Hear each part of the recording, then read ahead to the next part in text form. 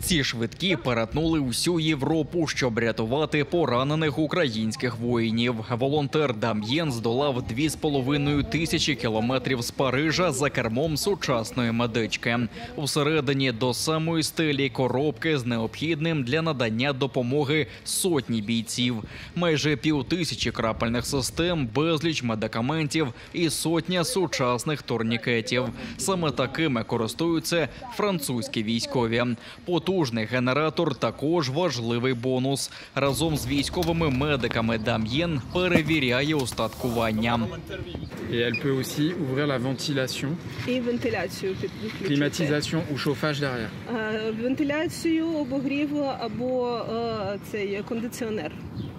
Військова хірург Людмила познайомилася з Дам'єном під час тижневого стажування для парамедиків у французькій Ніцці. Він дізнався про потреби військових і одразу відгукнувся разом із 20 організаціями, серед яких АФУКА – Франко-Українська асоціація Лазурового берега.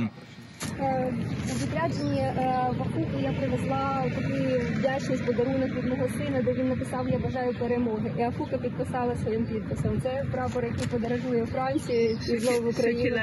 Одним з рушіїв проєкту стала найстарша українська організація – Об'єднання українок у Франції, яка діє вже більше 70 років. У розпал Великої війни волонтери взялися підтримувати військових медиків, і проєкт зі швидкими став дійсно міжнародним. Спершу автівки везуть до справжнього французького замку біля Парижа, що належить українці. Там їх технічний стан перевіряють поляки, а далі медички прямують до України.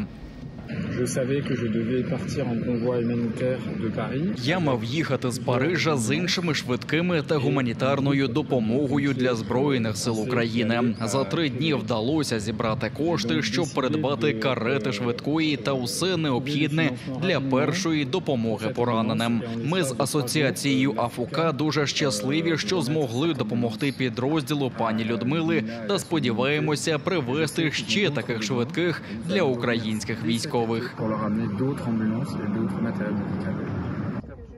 Однією з машин на шляху до України кермував ветеран-парашутист французького іноземного легіону. Він попросив передати українським медикам сувенір – свій шеврон в кольорах прапора Франції. Сувенір.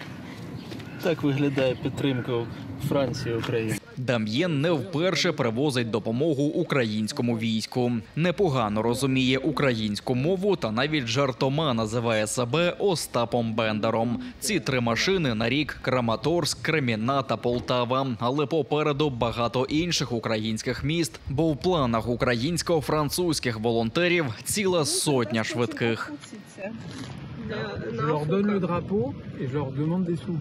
Каже, я їм віддам прапори, скажу, давайте гроші на наступну. На який з напрямків вирушать швидкі – таємниця. Але найголовніше, що парамедики дістали підсилення та безліч необхідного для порятунку українських визволителів.